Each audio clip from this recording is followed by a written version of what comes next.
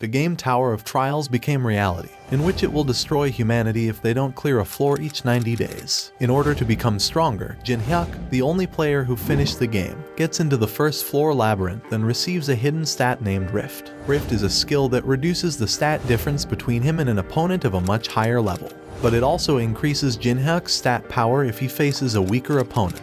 He tried several methods inside the game, but this was the only way he could find to challenge the upper levels. Here in the labyrinth, he just has to dodge the Minotaur's attacks to improve his Rift stats until full mastery, and so on. He starts to dodge every strike that Minotaur throws at him. After a while, the labyrinth changes again, and the Minotaur gets into another side of the wall. Seeing this, Jinhyuk decides to rest, and tells the others that the luminescent moth dust he touched earlier attracts the Minotaur, so he'll keep chasing them.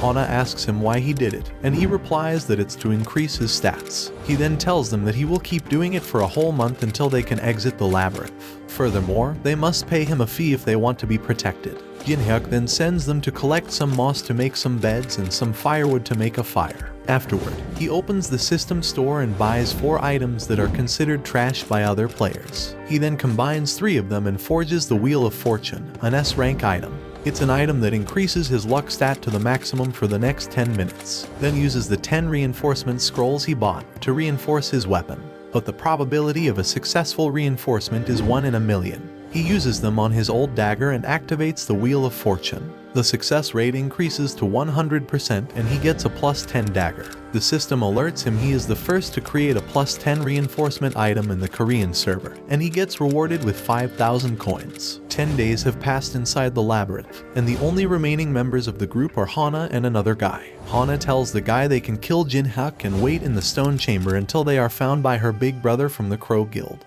But she doesn't know how to kill him. The guy gets up and tries to kill Jinhyuk by hitting a stone on his head, but Hana stops and says that Jinhyuk's reaction speed is monstrous and they have no chance of winning, even if he's asleep. She then tells him that her brother has given her a deadly poison that can kill 100 trolls with 1 drop.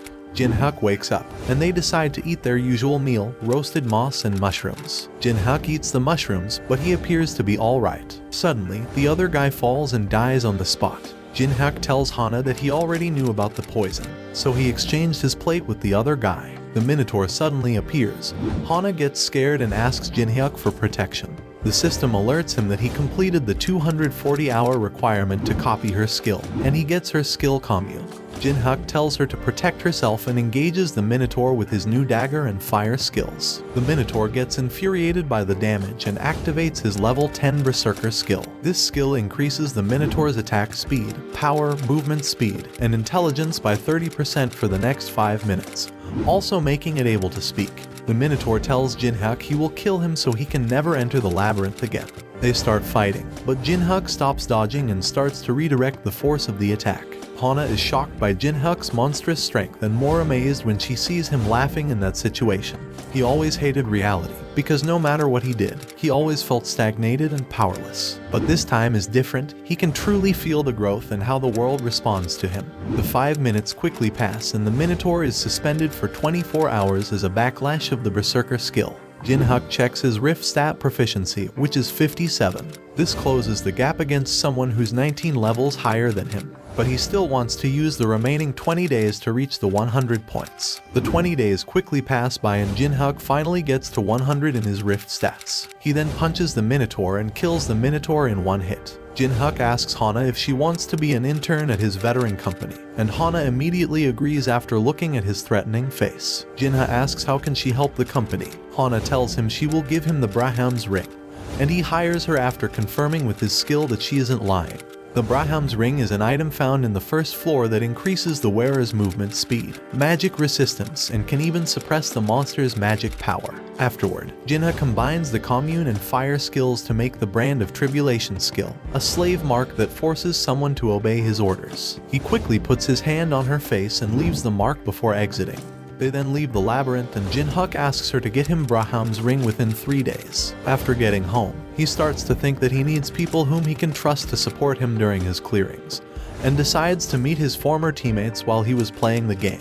He meets with Lee Taemin, who has the Machine King exclusive ability, and Yu Yeonhwa, who has the exclusive ability of Kyokushin Taekwondo. He thinks that they're the best ones that can help him, as Teeman can easily deal with large-scale battles, and Yonhwa can act as a close-range fighter and tank at the same time. The system display appears and informs him that he will get to copy their skills if they all manage to reach the 20th floor. The two start to explain Jinhyuk what happened during his time in the labyrinth, explaining every guild's course of action, streamers, and about a group named Demons, who kidnap people to operate a coin factory. They further tell him about the mandatory test the Awakened Association created, to prevent weak people from venturing into the tower and meeting their end.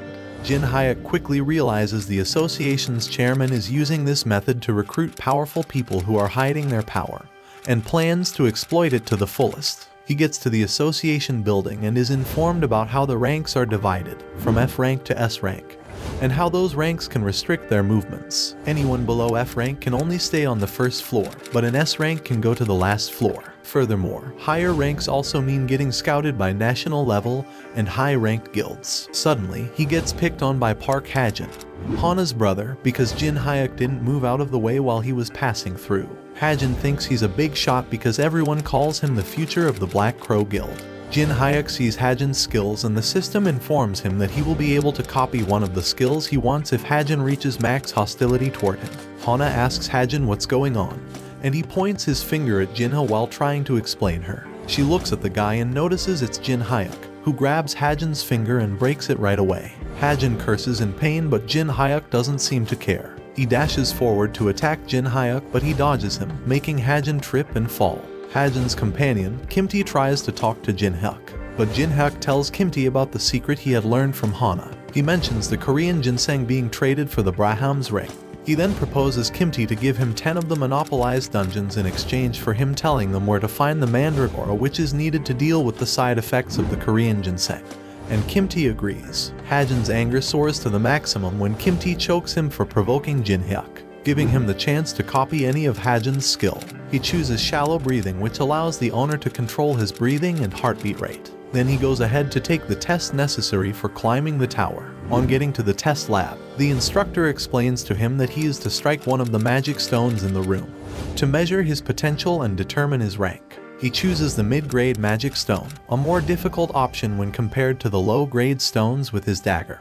He slashes it into two in one go. The instructor is dumbfounded because he never saw someone break a stone before. Jinhyuk is placed in the S rank, but he tells the instructor to wait for a week before reporting it to his superiors. Just as she promised, Hana gives Jinhyuk Braham's ring, and he goes off to take the second test. The requirement of this second test is to clear a dungeon, and the dungeon Jinhyuk is going to clear has never been cleared before. This dungeon is called the Hall of the Depraved. Jinhyuk is temporarily assigned as an F rank and registers as a porter to get into the ruins. Their mission is easy: defeat the boss monster in the deepest part of the ruins and reclaim the throne. Before entering the ruins, Jinhyuk receives an announcement from the system. The system will offer him more perks for being the only player to finish the Tower of Trials when it was a game. He gets plus 10 stats in luck and adaptive stat, cold heart status, enabling him to keep his composure during critical and tense moments, and another passive skill named Monopoly, which gives him the best possible loot if he clears dungeons solo. The raid team and porters quickly enter the ruins led by Sun Chinhua. Jinhyuk cannot fight as a porter, and is tasked to give water and ice to the Europeans who also join to raid with the group. He quickly uses his commune skill to befriend Teresa de Laurentia, one of the most famous players in Europe.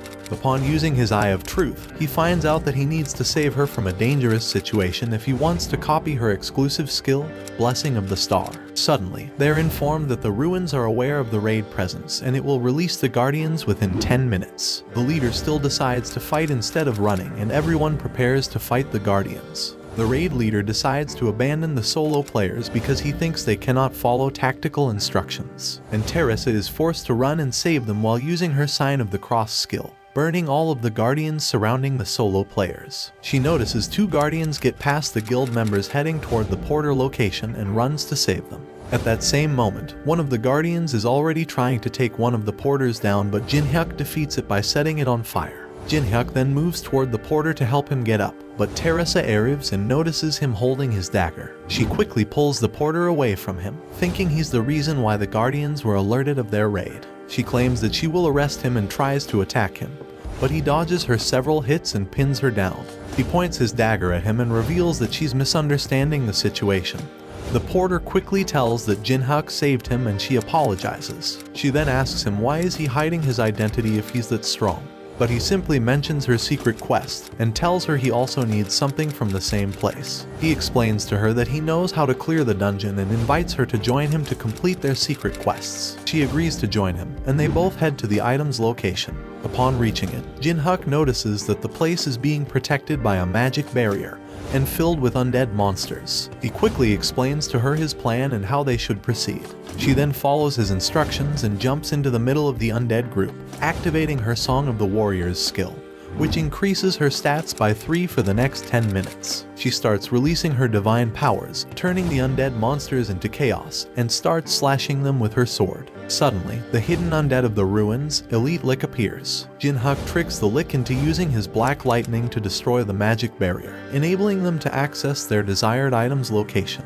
He then prepares to fight the Lick, but someone suddenly appears and slashes it in half. The guy steps forward and tells Jinhyuk that it's been a while since they met, but the latter doesn't even remember who the hell is this random guy. Jinhyuk then notices the sword the guy is using and recognizes it as the missing artifact from the National Museum of Korea. He then quickly remembers there was someone in-game who kept challenging him to a duel, because the other guy didn't know how to admit defeat. Yusun once again challenges Jinhyuk to a fight, and activates his battlefield selection skill to transport them into another location. Jinhyuk quickly grabs the demonic soul pill from the Lick sarcophagus and gets teleported to their battle location. Yongsoo uses his one-on-one skill to buff his stats by 10% while reducing Jinhyuk's stats by also 10%, turning the situation into Jinhyuk's disadvantage. His fusion skill detects the situation and activates its special condition, which enables him to copy a skill without fulfilling any conditions. Jinhyuk quickly chooses to copy Song of the Swords, increasing his understanding of swords by 200%.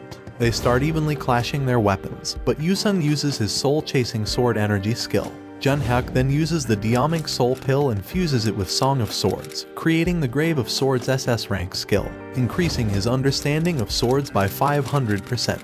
Jinhyuk then attacks and defeats Yusun in an instant. The defeated feels humiliated and asks Jinhyuk to end his life, but the latter decides to spare him, as he will be able to copy more of his skills in the future. It took longer than expected to finish part 2. If you want part 3, I need to see 50k likes. Subscribe and see you later.